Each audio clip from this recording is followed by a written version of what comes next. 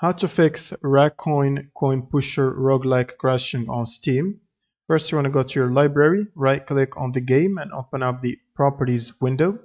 And then under General tab, add the following command to launch options, which is -dx11 without any spaces. And then go to the installed files, click on verify the integrity of game files and wait for it to finish. Once it's done, you can close out of Steam, and then you'll need to open up your browser, search for Redist, click on the first Microsoft link, and then scroll down to the second table.